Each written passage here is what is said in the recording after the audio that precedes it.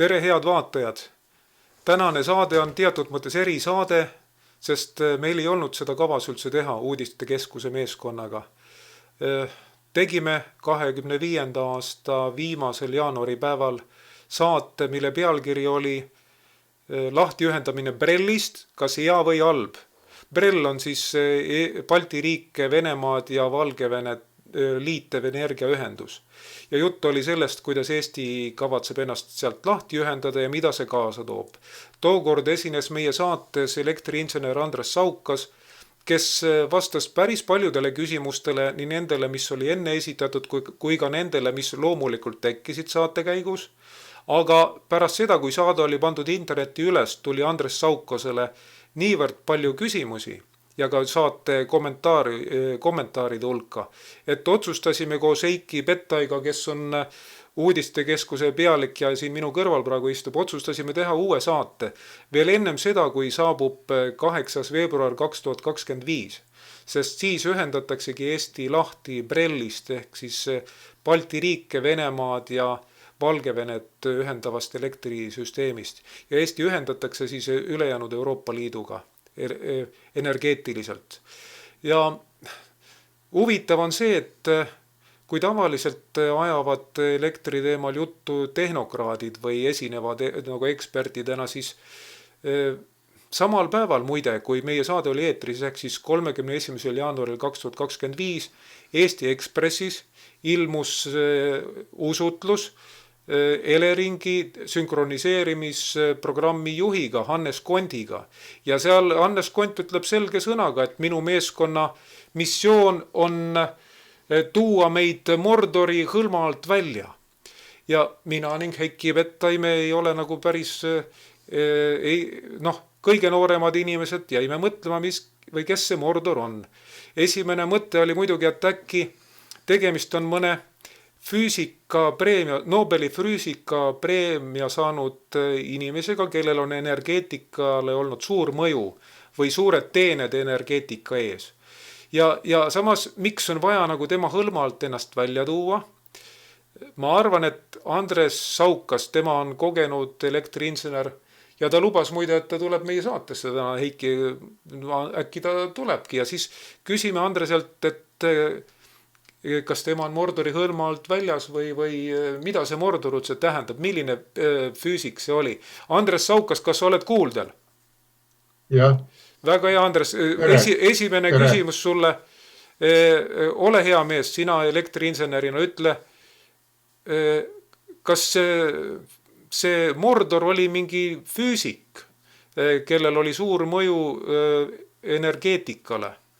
Miks tehnokraat Hannes Kont seostab seda lahti ühendamisega ja miks on vaja tema hõlma alt välja tulla? Palun, Andres. Inimesed huviga soovivad sinu kui asjatundja arvamust teada saada. Vaat nüüd ütlen teile kohe, tere inimesed, olge minu vastu nüüd kenad ja ärge nüüd päris kõvast füüsilist noomitust välja hakka mõtlema. Mina tõesti ei tea, kes see Mordor on. Võib-olla ta tuleb venekeelsest sõnast morda, see tähendab mälakas või selline nägu, aga mina tean, et kui on elektriga seotud, siis üks põhimees on ju Kirchhoff. Tema seaduste järgi on ju need ühendusliinid tehtud, järgmine on saksa teadlik Ohm, takistuse valemi seadus. Vot seda ma küll ei tea, mis asi see võib nüüd olla või kes see on või mis see on. Aga Andres, kas on võimalik, et kui meid tuuakse Mordori hõlma alt välja, siis meid viiakse Kirchhoffi hõlma alla või kuhu meid viiakse?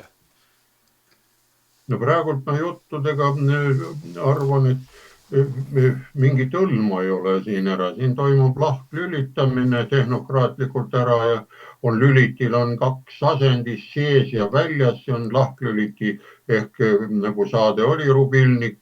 See tuleb ka rubiit katki raiduma venekeelsest sõnast, mis oli ka kunagi alguses juba peal, et kui oli see Koelroo plaan ja sellest ajast Ameerika teadlased General Electric aitasid seda plaani ellu viia, ehitati suured hüdroelektrijaamad ja kõik need riiapaisud ja kõik on nende seadmeid täis.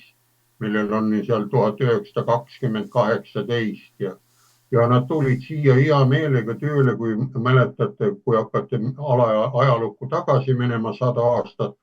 2020 oli suur Ameerika depressioon, ennem juba hakkas. Ja revolutsioon toimus siin, punane revolutsioon Leniniga ja sealt tulid need rahad Trotskile.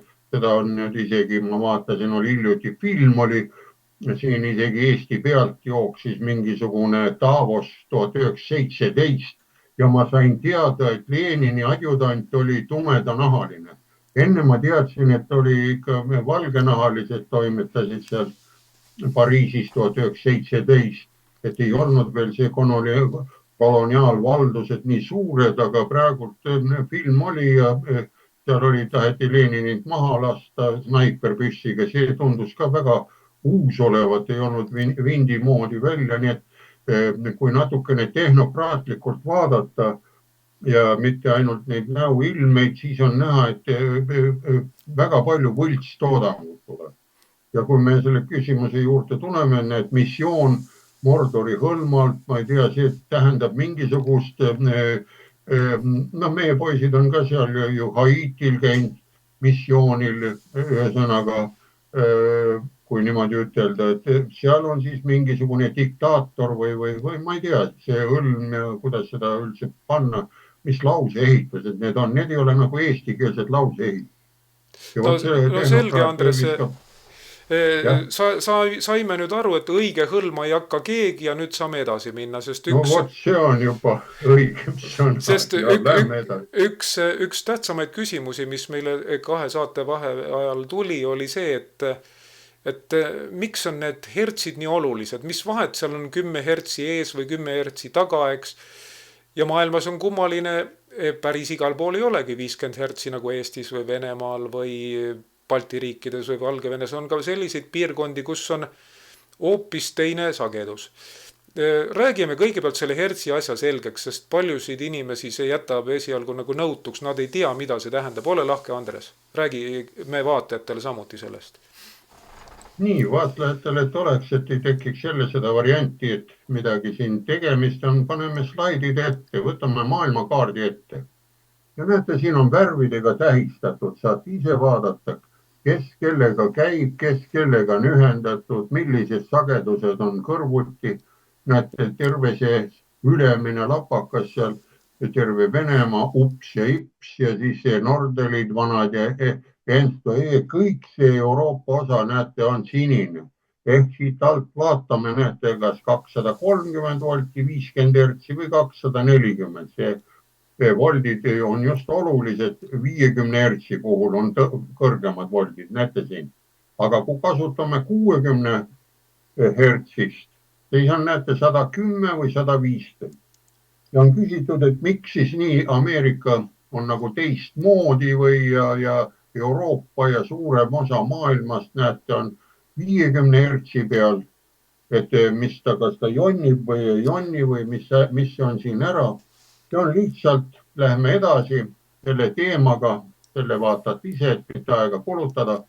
Võtame lahti, näed, siin on ka pealkiri olemas, kas Eesti teadlased tegid ka tööd, selline küsimus tuli ja leidsin üles Vanalateed, näete, 7. novembril 2023 professor, Tehnikaülikooli professor Matti Valdma loengu konspekt energiasüsteemid. Siin ta räägib ilusti ära. Ja küsimus oli selle juures ka, näete, kas siin Eestis ka keegi tegeles selle tööga, et ainult kirjutati seal ups-hipsi allkirja alla, ei, näete, paralleelselt toimus töö 2008-10 andis välja ja näete, siin nüüd on see vastus olemas. Miks on kasutusel? Vahelduvoolusüsteemide loomisel tekkis standardse sageduse valikul probleeme, kontrolliti, katsetati 10 erinevaid sagedusi. Näete, 10 hertsi ise kõike vaadata ja viimane, näete, jäigi 50 hertsi ja 60 hertsi. Ja siin kujunes välja 2 põhilist sagedust. Üks on, näete, 10 süsteemist hertsi. See tähendab seda, et et 50 ja mootorgeneraator teeb ka 50 peab tegema või see 60 sekundit, kui lüüa ära, siis see pöördete arv peab olema 3000. see on 50 korda Ja. 60, siis tulebki kokku Ja. 3000. 3000 ja siis on pöörete arv minutis. Aga Ameerikas 60-ga näete, peab olema see 60 korda 60. Aga võllid on juba siis sellise suure pöörete arv on peal, et ta ei taha nii kõrget pinget toota. No vot, see on üks asi, miks jagati. Aga kõige proosalisem on selle asja juures see, et Ameerika nendel see näiteks Silling on 12 naelas on, ta on võtnud 12 kuud sisse ja võtame nüüd inimese südamelöögid ka sarnased. Vaadake, on võetud meil keskmine ikka 60 lööki, sealt see alumine, ülemine vererõhk mõju, see on kõik seotud loodusseadusega. Aga on ka 50 südamelöögiga olemas, need on need maratoonarid, sportlased, kellel on madalad südamelöögid. Aga tal peab olema siis energiat, ta peab siis tõstma oma vererõhku ise. Energiajoogid, kohvid, temal ei tee see midagi, kui te trassi ära paneb, läheb sauna.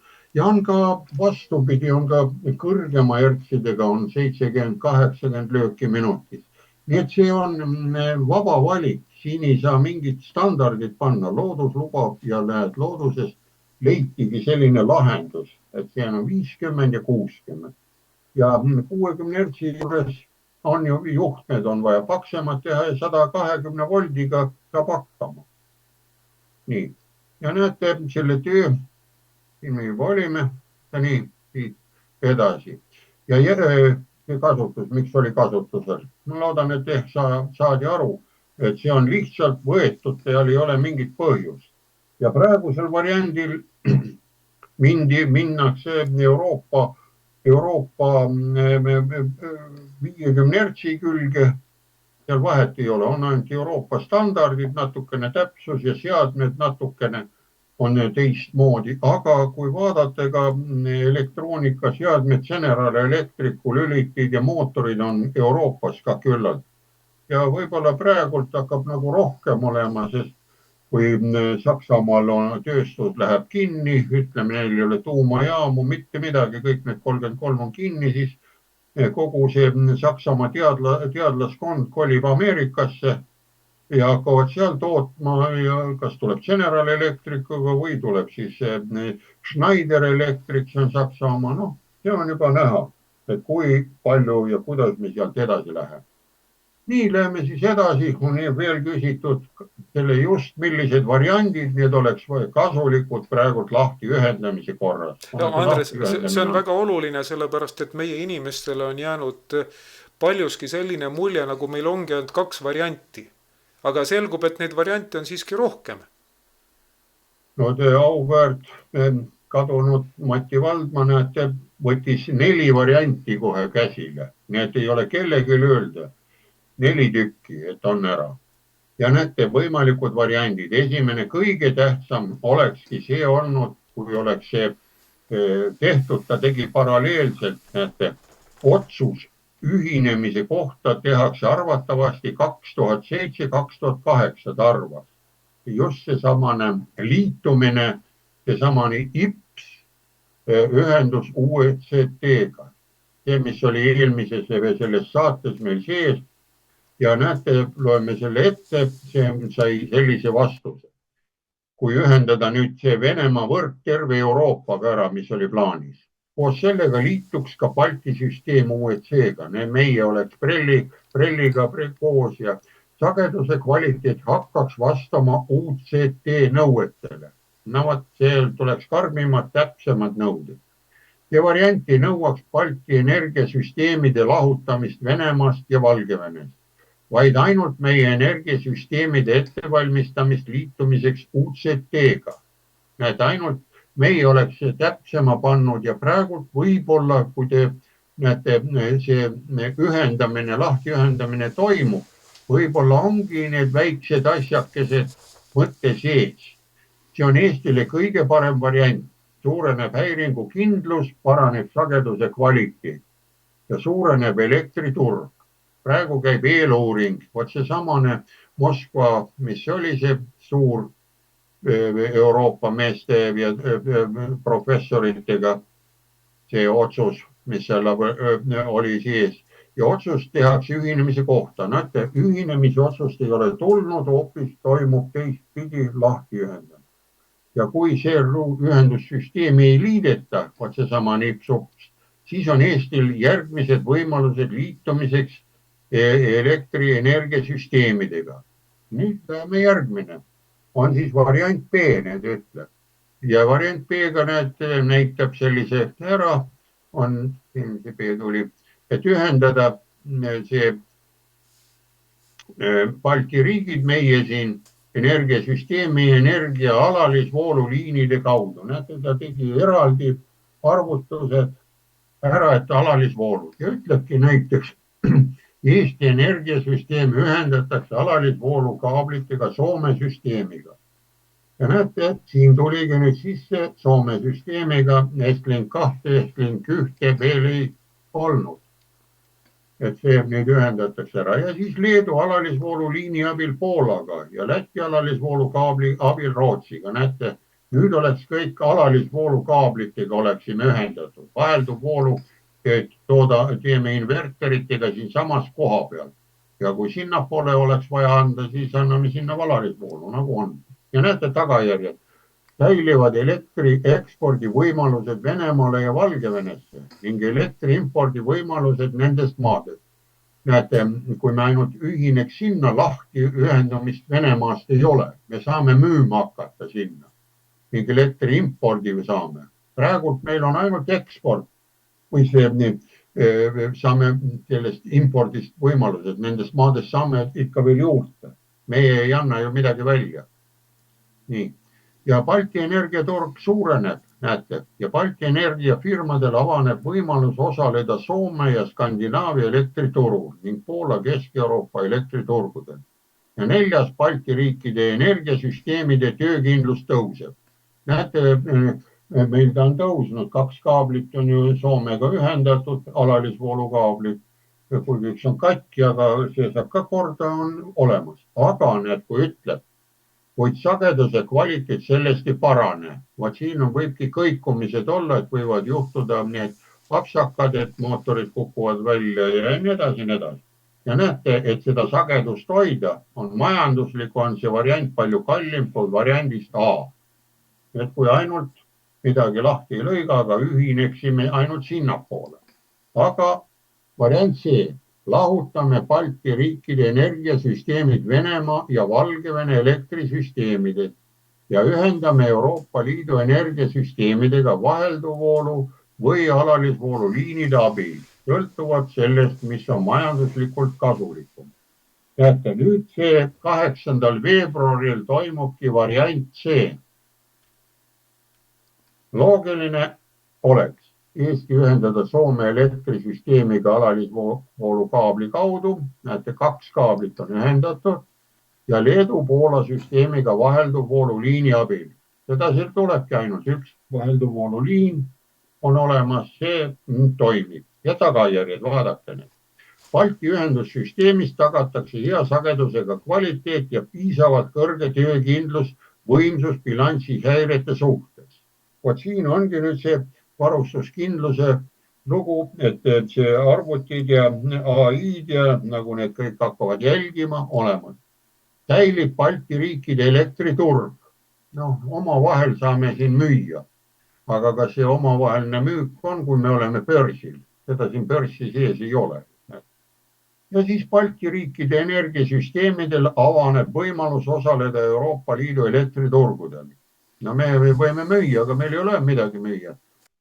Kummikud on auklikud ja siin on, et mida me müüme. Praegu roheline jalajälg ja seda sellel ajal ei olnud.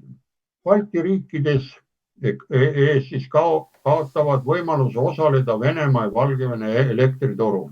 Nii, lõikasime juhtmed lahti, sinna müüa ei ole. Aga Venelane Valgevene võtaks hea meelega vastu.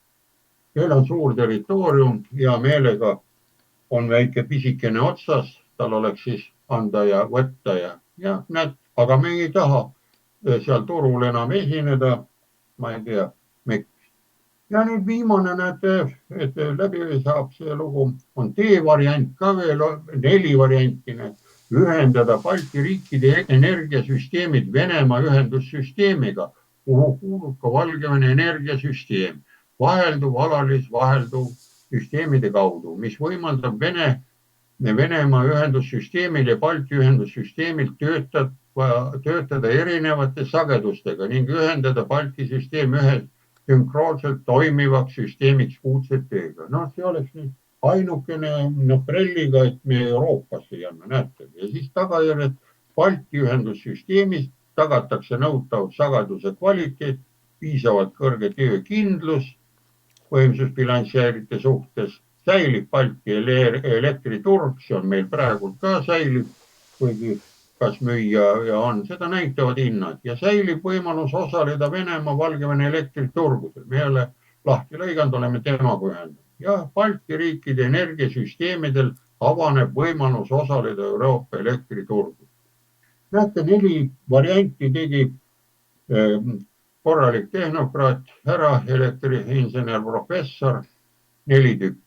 Ja jäi tema meelest, näete, variant A alati on kõige kindlam, ise valis selle välja ja sellega olekski paigas. Nii, ja selle oleguga ongi asi ühel pool. Nii. Andres, selline küsimus nüüd, et paljud küsimused saidki vastuse, ütleme, aga osa küsimusi tekkis ka juurde ja ega sina ei jõua igal pool kõigile vastata. Näiteks Eesti Televisioon kutsus ka asjatundjad sel teemal rääkima. Mina mäletan, et 4. veebruaril 2025 oli õhtul kena saatesarjas Impulss, kus siis räägitigi lahti ühendamisest ja minu meelest sõna Mordor seal ei kasutatud, aga seal olid igasugused muud huvitavad asjad. Mina vaatasin selle saate suure huviga ära ja seal mulle jäi selgelt meelde, kuidas Eleringi juht Kalle Kilk ütles, et see on meile pidupäev, energeetiline pidupäev, kui Eesti ühendatakse Venemaa ja Valgevene elektrivõrgust lahti. Aga minul jäi nagu vaevama see, et kas 8. veebruar tõepoolest on energeetikute päev. Mina mäletan juba lapsepõlvest, et tõepoolest aastas oli üks päev, mida nimetati energeetikute päevaks. Aga minu meelest see ei olnud 8. veebruar. Andres, ole hea, räägi, mis on siis see energeetikute päev, kuidas see oma nime sai ja miks siis on pidupäev 8. veebruar, mitte see õige energeetikute päev? Loodetavasti mu küsimus oli sõnastatud sulle enam-vähem arusaadavalt. Lähtume sellest, et 8. veebruar on pidupäev, aga see on ainuke pidupäev. Räägi palun, Andres. Vana kooli mehed, vanad energeetikud, kes on ikka au sees elektrit teavad. Meil on selline huvitav olukord nüüd jällegi tekkinud. Kui see nüüd pidupäev ka ära läheb, see pidupäev oli koelrooplaan, kui vastu võeti see otsus, millest ma ennem siin rääkisin paari sõnaga, ütlesin teile, et see oli ameeriklastega koostöös, võeti vastu kommunism, oli koelrooplaani sees, et terve maa elektrifitseerimine pluss proletariaadi diktatuur. Nüüd ma ei saa enam üldse aru, kui see küsimus on, et kui see tähtpäev ka ära võetakse ja tehakse nüüd uus energeetikute päev. Mida see üldse tähendab? Sest vaadake siin paar aastat praegu käiakse ja otsitakse punamonumente. Aga võtame nüüd need energeetiku vanad väiksemad rahvoalajaamad. Seal on ju Vene ehk mitte Vene, vaid tehtud General Electricu näidistele õlitrahvod ja lülitid on vanad sees ja pool roostest rahvod. Kas nüüd hakatakse neid hävitama või likvideerima? Vot see on küsimus. Raha meil ei ole, hind on juba niigi üleval. Lülitame lahti, muudame selle pidupäeva ära, kuidagi ajalugu läheb siis ära. kas siis tõesti enam ei ole midagi püha või midagi säilib. See ei saa ju kuidagi olla mingisuguse vaenlase või ära, sest elektrik, energeetik, ta on tehnokraat. Oota, Andres, oota.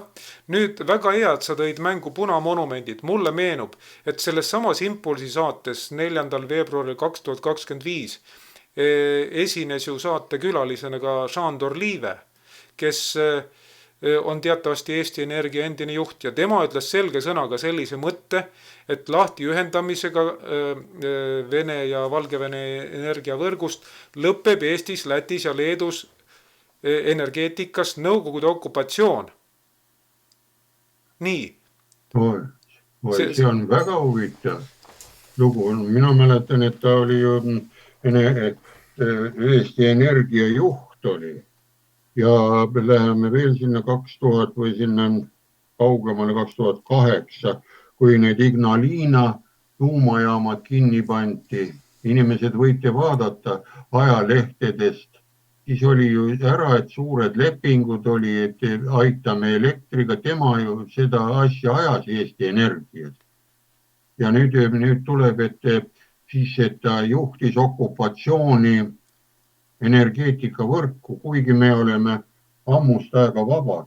Vot näete, siit hakkab kooruma, et see inimene vist ei ole tehnokraat. Kui ta räägib selliseid sõnu, mina ei saa üldse sellest aru. Okupatsioon või ei ole, kui elektrit ei ole, kes see valgus saab, see ei ole üldse minu asi.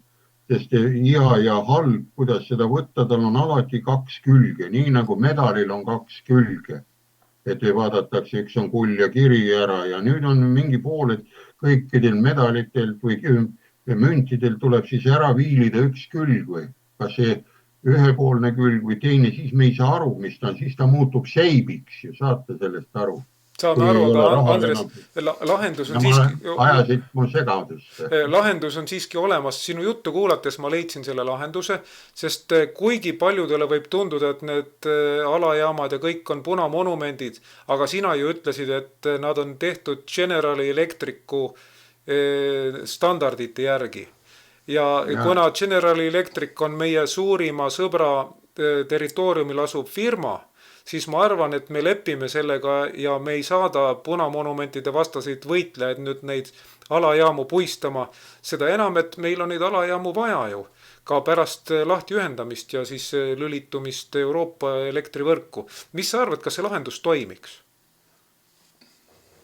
Ma loodan vähemalt, nagu kõik poliitikud ütlevad, lootus sureb viimasena, lolluste vastu ei aita millegiga. No see on, et kui me juba niimoodi teeme, me lõhume energeetikute päeva ära, siis räägime, et see nüüd lõpeb ka punamonumentide aeg ära. No see okupatsioon ära ja mis see siis nüüd tuleb? Kui mingi okupatsioon ära lõpeb, mis siis tuleb? Ajuvabadus või päris vabadus või vabadusel on ka palju neid sünonüüme. No mina ei oska seda öelda. Vaat meie Heikiga vaatasime seda saadet, Impulsi saadet 4. veebruaril 2025 Eesti televisioonist, kus oli juttu lahti ühendamisest ja see oli täitsa huvitav saade. Teades sinu huvi, Andres, selle teema vastu ma küsingi või eeldan, et äkki ka sina vaatasid ja kui sa juhtumisi vaatasid seda saadet, milliseid mõtteid see sinust tekitas? No ma ühe silmaga vaatasin, ega ma seda telerit suurt vaata. Aga nii palju, kui seal ma nägin, oli 4 inimest, kes vastasid, ma rohkem ei ole. Ja üks oli päris, ütleme niimoodi, tehnokraat seal. Vanakooli mees, kes kindlasti oli poliitekonoomika läbinud ja tema oli ainukene, kes elektri hinna pärast oli mures. Ja oli selline tasakaalukas, et lülitame nüüd välja küll, aga meil on vaja asjad paika saada ja mitte tuulikutega üle tormata ja nii edasi, nii edasi. Praegult on, et ostame mingisuguseid asju, mina võtaks võrdluseks sisse sellest ära, vanakooli ka, oli Sigulit tehti ju seal Laada nime all ja nad seisid parklas. ja tollal nõukaajal pojamehi ei tulnud. Pojamehi tegi Aserbaidžaan, ma tean. Ja pojamehed tulid hiljem, kusagil pool aastat hiljem tulid ja siis osa siguleid oli juba seal pool rooste läinud seal müümisplatsil. Ta ei olnud komplekteeritud. Ja kas nüüd läheme ka sedasi, et midagi teeme, paneme need tuulikuid üksteise kõrvale rivis, et oleks hea neid vaadata või pöörlevad, aga tuulevaikus tuleb ja no ma ei saa aru, see ei ole tehnokraatlik mõtlemine, see on mingisugune hale naljakas äri. No see nõukaua 90-ndatel, ma mäletan, olid sõrmkübaramängud ja ma nägin neid sulisid küll ju, pani ära sinna ühe tükikese ära, rullis seda sõrmkübarat seal siia-sinna, aga nägin, et ühelgi all ei ole. Noh, võttis ära näppude liigutusega, inimesed kaotasid kogu aeg. Noh, kas me nüüd lähme ka sama teed? Oota, Andres, aga see oli ju mäng ja minu mäletamist mööda selles saates, Impulsi saates oli ju samuti, käis läbi sõna mäng. Kas sina juhtusid märkama seda? Ja ma panin tähele küll, et see kindluse eest vastutaja Heleringist ütles, et see ongi tänapäevaste energeetikute mäng. No, nad mängivad praegult lahklülitamist. Ja õnneks kõrval toiline härrasmees, mulle meeldis tema sõnastus ka, et küsiti, et olete pessimist, tema ütles, ta on vaos hoitud optimist. See mulle meeldib. Loodus siiski on. Vanakooli mehed näevad normaalselt mõlemale poole ja kuna see sagedus vahelduv vool ongi hertsis, ta läheb nullist plussi korraks, läheb miinus, tuleb tagasi, nii on ka südamelöögid, et see asi toimib rahulikult, tuleb tagasi. Ja kindlasti on küsinud nüüd kohe minu käest, et mis ma arvan, et mingisugused blackoutid tulevad või ma arvan, et seda ei tule, sellepärast tulevad nad lahti, aga mis võib tulema hakata siin edaspidi, saame sellise variandi, nagu oli seal Krimmis, hakkame saama, hakkab plaanilised väljalülitamised toimuma. No nõukogude ajal ka, kui see uusehitused kõik toimusid, igasugused oruturbakombinaat, ma olin seal lapsena tööl, siis oligi kästi ruttu koju minna, sest kui duširuumid ja kõik hakkasid korraga kasutama vett ja midagi, siis pingelang oli nii suur, et rahvu ei jõudnud järgi vedada, siis jagati ära, et see vahetus läheb sellel ajal, see vahetus läheb ära, et ühesõnaga hoiti silma peal ja energeetikud olid igas tehases olid see. See on see energeetika ring. Ja ma arvan, et nüüd tuleb ka, sellepärast me tulime suure eluka küljest tulime ära, ütleme suure pinna küljest, suurloomad, võtame nüüd looma, me muutusime nüüd väikseks, suure naha küljes rippusime ja nimetasime seda ka siin päris hea oli, seda ma ei pannud tähelegi, et okupatsioon oli. Tegelikult me siis rippusime ise okupandi küljes või kuidas see oli, nüüd saime lahti. Ja selle üle ju Šandor Liive rõõmustaski, et okupatsioon lõppes. Aga Andres, mõtleme korraks selle peale, et selline olukord, kus on voolu nagu nappus või saab jao pärast, eks ole, see meenutab natukene seda, mis oli Krimmis omal ajal pärast, vist oli 2014. aastat või umbes tollel ajal. Ja samas on Eesti kohta öeldud, et oleme kõik ukrainlased. Me nagu peaksime siis nagu leppima sellega, sest kui me tahame toetust avaldada Ukrainale, siis püüame ka elada niimoodi nagu sõjas olev Ukraina. Meie eelmine peaminister Kaja Kallas ju korduvalt jõudis öelda enne, kui ta läks peaministri ametist edasi, et Eesti on sõjas. Ja meie inimesed saavad nüüd kogeda, mis tunne see on. Saavad teada, mis tunne oli Krimmi elanikel, kui nemad said vett ja energiat jao pärast. Mis sa arvad sellest võrdlusest? Ei, no see võrdlus on, ega see nagu tehnokraatlik mõtlemine ja energeetiline mõtlemine on. Lülitil on 2 poolt ja ilmal on 2 poolt. või see päeval, ööpäeval. Öösel on vaja meil lülitada valgus sisse, päeval ei ole vaja ja lülitame välja. Ja see näitab selle olukorra praegult ära, kuna me oleme selle hea eluga, muretu eluga, ütlen niimoodi, kus ei pea enam eesti keelt jälgima, ei pea seda koolis õppima. Ma mäletan, koolis oli tunde, üle päeva oli eesti keel ja kirjandus, et õpiks laps lugema ja olema. Aga nüüd, ma ei tea, visatakse nurka, et küll saab seal ja tulevad sisse sõnad panustamine, manustamine ja ma ei tea siis sellest. Ja kuna selle haridustasemega me muutusime nii heaolu ühiskonnad ja sellest tulebki välja, et inimesed ei taju enam loodusseadusi. Ma tahaks näha praegu need otsustajad, kes praegu otsustavad siin seda blackouti või pimedust tekitada ja teha, võtta neilt mobiiltelefon ära käest, siduda silmad kinni ja viia pimedasse metsa.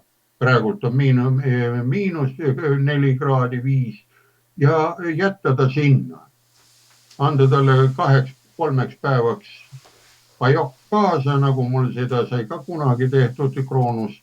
Ja kas tuled välja või ei tule, kuidas tuleb. Ja kui ei ole, siis leitakse üles koordinaadid. Ja vot, kui nemad on nüüd eksperdid, teevad sellise ära, siis see, ma arvan, ei ole hea. Näiteks vana inimestel, kui tal on pension on väike, praegult nagu siis õistavad jule hea meelega, et see sageduse hoidmine toob nüüd 1 euro kuus juurde. Aga on inimesi, kes saab seal 100 eurot üldse kuus ja annab kõik ära. Ja me saame nüüd aru, et enam ei ole nagu proletariaadi diktatuur, nüüd on vist bürokraatia diktatuur. Need teised, kes seal saavad, need saavad 5000 ja saab 6000, tal on ju sellest täitsa savi. Pane või sellele elektri hinnale või 10 euri juurde. Ja teleris, kui te olete tähele pannud reklaamides igal pool juba 100 eurostega tehakse reklaami osta ja loevad 100 eurosed. Näiteks minul ei ole 100 eurost veel näpu vahele sattunud viimasel ajal. 50-seid on, aga tulnud. Ja vot see on, et paneme kogu aeg juurde. Ja kui tõstame selle hinnalakke praegult sageduse hoidmisega ja ütleme, see sageduse hoidmisega ongi praegult siis niimoodi, kui see tööstus kõik ära läheb, tekibki küsimus, on seda sagedust üldse meil vaja hoida. Kõik lülitame välja, maksta ei jõua, tööle enam ei lähe, energeetikutel on pidupäev 8. veebruaril 1 kord aastas võib-olla. Me oleme kuidagi, tekib selline, et aju blackout on. Mõistusega midagi lahti. Oota, Andres, nüüd sa võib-olla oled natuke ülekohtune, sellepärast mina panin tähele. Saates esinejad seal samas 4. veebruari saates Impulss ütlesid selge sõnaga, et teeme väikesed katsed. Mina kui vanakooli inimene nad ütlesid, teeme väiksed testid, sest tänapäeval ei öelda enam katse, öeldakse test, niimoodi on peenem. Ja mina kui vanakooli inimene mõtlesin, et minu andmetel inimkatsed on keelatud, eriti veel kogu riigi maa-alal. Aga selgub, et tohib.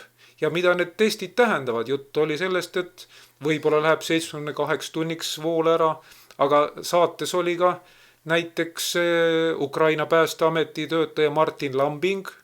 Väga meeldiv, et muide Ukraina päästeameti töötaja eesti keelt nii puhtalt oskab, nime järgi võttes ka eestlane.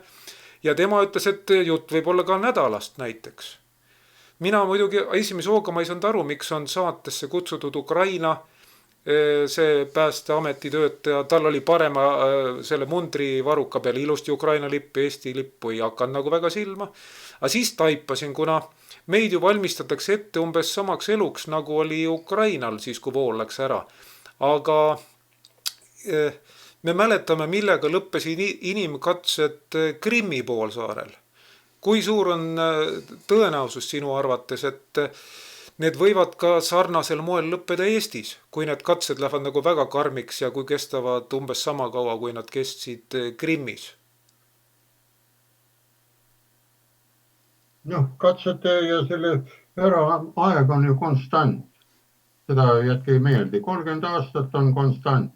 33 on ju Kristus löödi risti ja 33 tuli Vene vägilane tuli ahju pealt maha ja 30-aastasega toimub see ja öeldakse ka, see inimene, kes on saavutanud 30-aastaseks hariduse või milleks on, siis ta on juba tipus ja ta hakkab ju lihtsalt ennast edasi minema.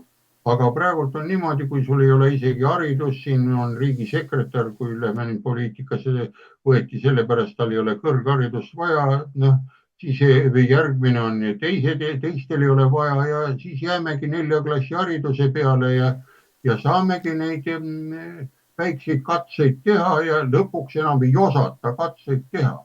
Ongi kõik. See ongi ja 30 aastaga saame katse vabaks. Aga millega võivad Eestis lõppeda sellised inimkatsed? Minnakse ära. Kui ei ole kellelgi elektrit vaja enam, on seal Euroopast ei tule teda, noh, ja tuleb suure kalli hinna eest, nii nagu Harri Hamburg ütles, tema ainukene hoolitses, et inimestel oleks võimalus ja jõudu maksta.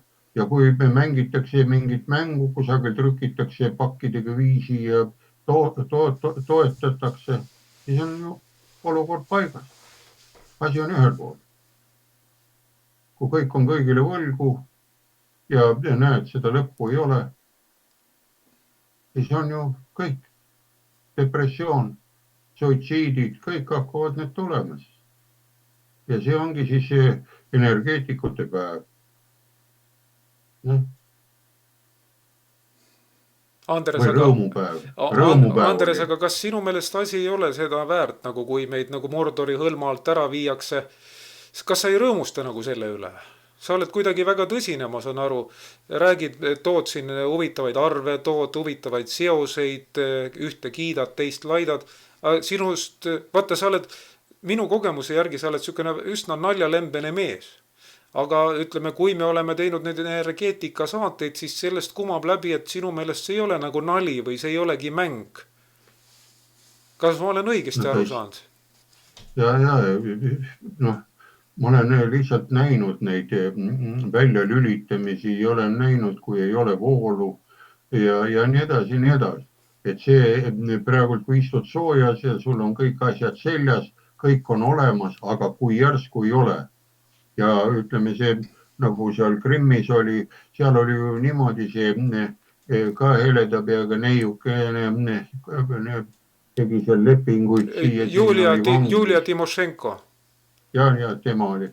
Seal oli niimoodi, et kes seal elas koha peal ütles 4 tundi oli elekter, siis võeti 4 tunniks ära, siis jälle oli 4 tundi elektrit ja lõpuks saavutati selline pool, et rahvas ei tahtnud enam selle väikse peenikese kaabli otsas olla, et sealt elektrit ei tule ja tegid referendumine ja said selle Kertši silla ja praegult meile räägitakse, et noh, asi on sedapidi valesti, aga see oli selle rahva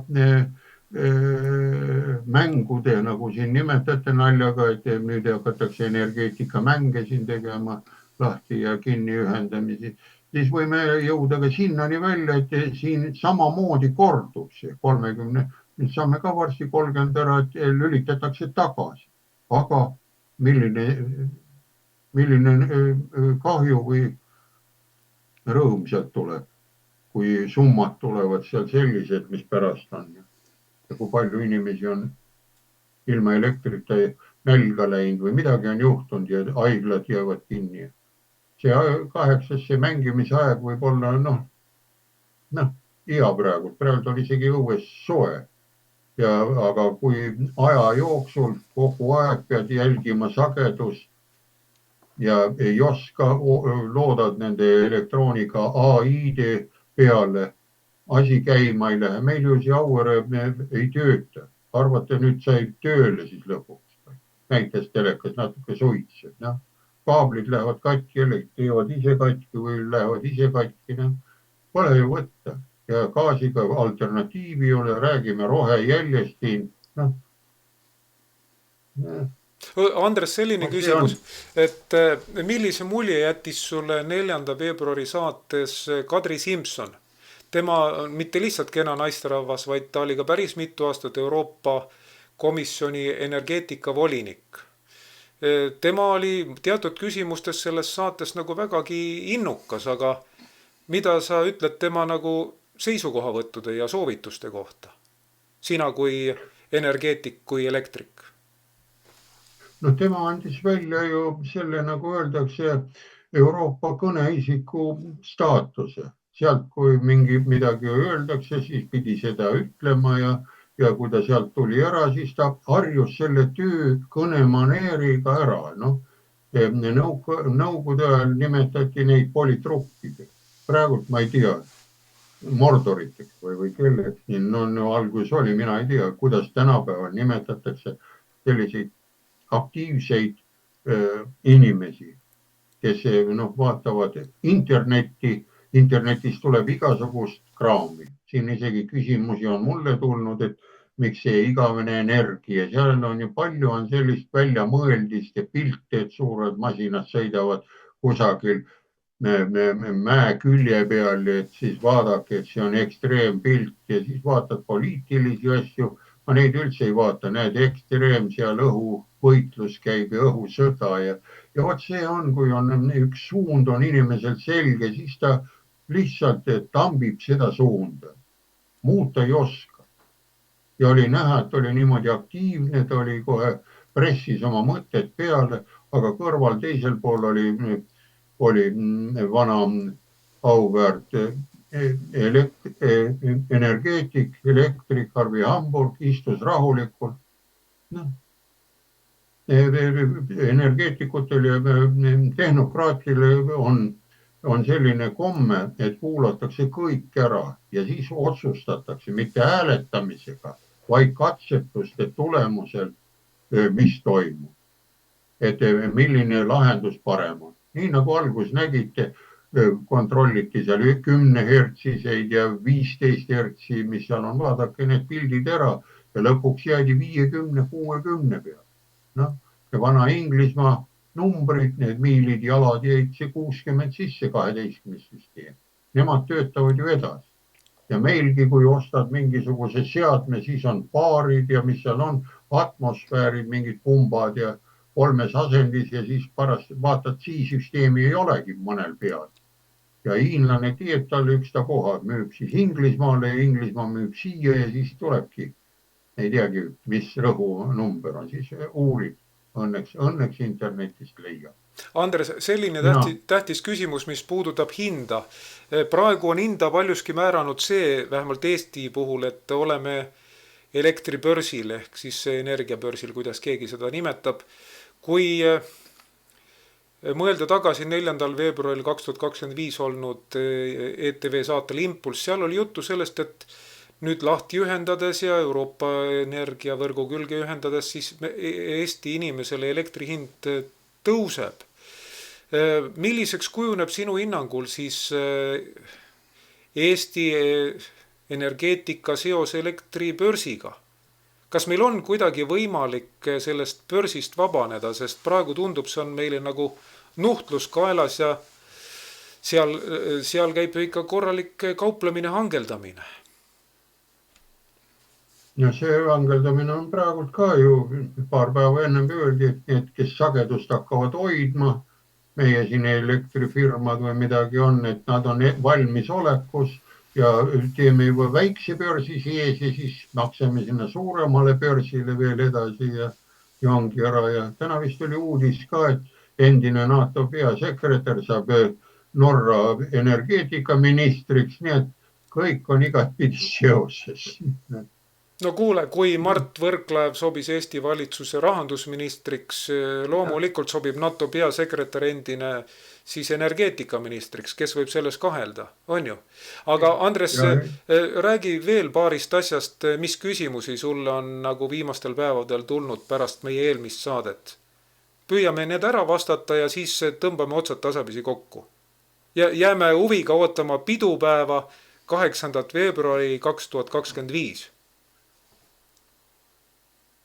ning mis küsimusi veel on tulnud, ongi tulnud lihtsalt küsimusi selliseid filosoofilisi minu käes, et miks me nii lollid oleme ja miks me siis nii kaua ennem lahti ei ühendanud, kui me kohe Eestis saime ära lahti ja miks siis ei lühendanud lahti ja miks siis keegi meid kohe ei aidanud ja miks siis oli, noh. Vot see tulevad juba sellised ärilised suhted või sellised spekulatsioonisuhted, siis tähendab, meil oli nii palju midagi müüa ja midagi oli vaja, et ei ole. Aga nüüd, kui on kõik ära müüdud, kõik meie laevandused ja kõik muud asjad, nüüd piisab ka sedasi. Anti siis, ma ei tea, see ei anna ju seda kapitalismi mudelit, ta ei anna välja, mida ma seal poliitökonoomias õppisin. Seal oli lihtne lause, mis jäi meelde, jäi sisse see, et turg määrab hinna. Ja siis pärast see, kui 90-ndad või enne seda ma juba ehmatasin, kui näiteks laul tuli välja, jätke võtmed väljapoole, siis ma juba tunnetasin, asi hakkab minema. Sest see ei ole kombeks ei siin lääne pool ega kusagil pool, et jätame need võtmed väljapoole, siis on sõbrad toad. No palun, sellised oli. Järgmine, mis tekitas sellise imeliku tunde, oli see Carnegie raamatud, kuidas võita sõpru. Ma ei saa aru sellest, kuidas ma võidan sõpru, miks ma pean ta ära võitma siis või? Kas siis on selle juures mingisugune ka kriminaalne taust peab olema, et ma pean sõbra ära võitma või noh. Ma saan aru, kui oleks seal, ma pean võitma sõbra naist, võitma ära, noh kuidagi, võib-olla see oleks võib-olla selline mehelik ligeline või selline pool suli tegemist või armukesega, aga nüüd sõpra võita, ma ei saa aru. No vot, need ongi need sisendid, mis meil on välja visatud praegult ja väljundid, näete, me oleme rõõmsad, kui lülitame suurest võrgust ära, saame kohe paremaks, et siiamaani on okupatsioon olnud ja vot sellised sõnakõlksud, mis kohe ei sobi kuidagi moodi süsteemi. Ja vot kui niimoodi me möllame, siis ma arvan, tuleb selline lugu, et varsti oleme nagu see vanast ajast see torn, mis ümber läks, kui me enam üksteisest aru ei saanud. Ja Paabeli torn oli see. Paabeli torn ja sinna me jõuame välja ja lõpuks lõikame katki selle. Sest mis me siin teeme, ajame omad keeled segamini, aga Hiina poolt need hoiavad oma keelt nii paigas ära ja proovi nendest hiinlastest aru saada. Ma olen ka tegelen, vaatan neid nõelõuvärgi asja. Nendel nimed on juba sellised looduslikud nimed on. Näiteks on hiinlase nimi on vaba vaim või nii nagu indiaanlastel oli. Suur madu ja sellised. Hiinal on täpselt samad nimed nendel ära. Ja meie siin paneme ei tea, mislused spaad ja laad ja igasugused maed ja raed ja saed ja eesnimedeks. Vot see ongi, see lõhub süsteemi ära ja siin ei ole mitte midagi enam varsti midagi teha. Ja ma olen tegelikult huumoriga ärk, aga natukene peab ka morni nägu tegema ja mulle see tahaks selle saate lõpetada just sellest, et oleksime ka kõik vaos hoitud optimistid. See on hea üleskutse, aga enne kui saate otsad päris kokku tõmban, küsin Heiki sinult ja küsin ka Andreselt, kas te mõlemad olete ette valmistunud selleks rõõmupäevaks 8. veebruariks 2025 või tõeliseks pidupäevaks? Kuidas olete valmistunud, kas konserve varunud või priimusele petrooleumi hankinud või piiritust või Heiki, tee sina otsast lahti, Andres lõpetab siis. Kuidas sa oled valmistunud? No mitte eriti, ikka tagasihoidlikult. Midagi on varutud ja midagi ei ole ja natukene generaatorit ja ega siin ongi, et vaatame, mis saab.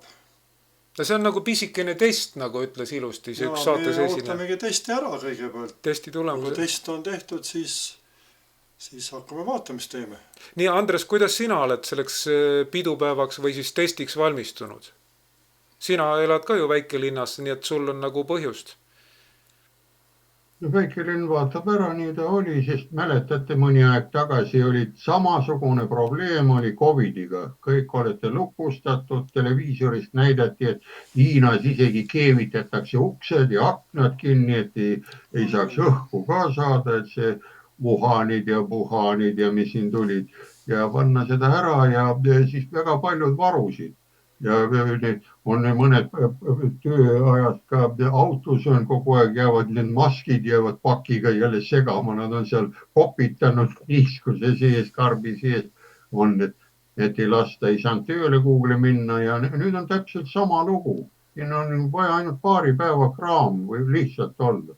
Ja mis selle kohta on, inimene on ju päris pikalt, nädal aega võib nälgas olla, aga ilma veeta ta päeva ei ela ära. See on õige Ja vot ainukene soovitus ongi vett, ämbriga vesi ligi ja saate natukene kõhnuneda, see esimene raks läheb üle ja see, nagu öeldi, see väike mäng või testid või mis siin on. Ja väikesed testid, see on ka mäng ühtlasi, pea meeles, Andres. See on mäng. Ja kui see mängi tuleb välja, nagu ta ütles, väiksed testid, tähendab siis see suur test lülitatakse tagasi ja ongi tehtud. Prooviti natuke testida. Noh, lapsed mängivad ju, ütleme niimoodi. Ja ei maksa sellist tralli teha, sest siin praegu alt poolt me oleme saanud ja need kaablid on veel siiamaani tulnud ja kui on see võrk on ka suuremate postide otsas, 330 või midagi, siis selle suveni tõmbame ära, praegu talve nagu ei ole. Ja Jumala ja looja, ütleme, on praegu appi tulnud meil selle mängu juures. Kui praegu oleks olnud -27, nagu konverentsil ma vaatasin, mehed naersid seal video pealt, võite ka vaadata, aga ei lasta meestel naerda, noh, nad mängivad. Andres, mis sa arvad, kas pärast seda suurt pidupäeva, rõõmupäeva 8. veebruari 2025 on meil taas põhjust mingi aja pärast teha samateemaline saade? Me ei pea ootama siis peaaegu aasta, nii nagu oli esimese Rubilniku saate ja võib öelda ka teise Rubilniku saate vahel. No ma arvan, et neid saateid võib ju teha, inimeste on vaja pidevalt harida. Tark mees taskus, nagu öeldakse, on hea asi, nagu Mobla kohta öeldakse, aga ise kui oled tark ja haritud, see ei tee haigeks. Sest kui sa midagi ei tea, teine annab sulle nõu, on igasugune mure murtud. Ja vot see ongi see põhimõttega, me ei pea siis ainult sellest lahtiühendamist rääkima, mõne aja pärast võime rääkida jälle kokkuühendamist, nii nagu Mati Valdma pani variant A ja lähme tagasi sinna. Ja siis juba minnakse tagasi päris ilusti, kuna võib-olla selleks ajaks ei ole enam nõnda nimetatud suurt sõda või mis siin on ju. On lihtsalt ära, aga sõjaks vanasti juba öeldi on, sõda on äri, lihtne äri on. Kiviajal oli juba ja kui oli koopast võtma ja kui sul oli nui, panid talle pähe, jäi ikka oma toiduaja kinni ja teine tuli võttis ära, ikka see on kogu aeg olnud ja kiskjate juures on see kogu aeg olnud ja kahjuks inimestel, need, kes seal hästi tegelevad, ega need ongi põhiliselt ju raske iseloomuga inimesed. Nendel seda inimlikkust empaatiat ei ole. Ta külvab hirmu, aga samas ise on väga kade. Ja kade inimene ajab hirmu, see annab sulle kõik ära. Sest vaadake, kui palju neid spekulante on, helistavad kogu aeg, et kuulge, nüüd on black out ja hakkate üle minema, andke nüüd see number, et elektri lahti ühendamine on. Sellest millegi pärast ei räägitud selles saates, et see on suurem risk kui mingisugune 8. veebruaril lahti ühendada ja Kaitseliit kohale kutsuda. Andres, oleme sulle Heikiga mõlemad väga tänulikud, et sa soostusid taas meie vaatajaid ja ka meid siin harima. Loodame, et jah, pärast 8. veebruari 2025 on meil taas põhjust kohtuda ka siin telesilla vahendusel. Lõpetuseks mul on sulle selline palve. senikaua, kui me veel oleme Mordori hõlma all, kas sa võiksid panna meie saate lõpetuseks selle slaidi, kus Hannes Kont lahkesti räägib sellest, mis on tema missioon. Sellega oleks nagu kena saade lõpetada, et Hannes Kont tahab ju meid Mordori hõlma alt välja tuua. Kas sa oleksid nõus? Paneme kohe. Vot nii, inimesed vaadake, praegu oleme veel viimaseid päevi nagu Mordori hõlma all, aga alates 8. veebruarist 2025 enam ei ole. Jah. Nii et suur tänu vaatamast, suur tänu Andres rääkimast, suur tänu Eiki, et olid toeks, aitasid korraldada seda. Uudiste keskuses on kõik olemas, saade pannakse sinna üles, võite seda julgesti levitada ka inimestele, kes ei ole veel näinud, kes tahavad saada asjatundjalt vastuseid. Ja ootame ära, kuidas kulgeb 8. veebruar 2025 ja mis saab edasi. Aitäh vaatamast, aitäh kuulamast, kuni järgmise korrani. Peame vastu. Nägemist. Nägemist.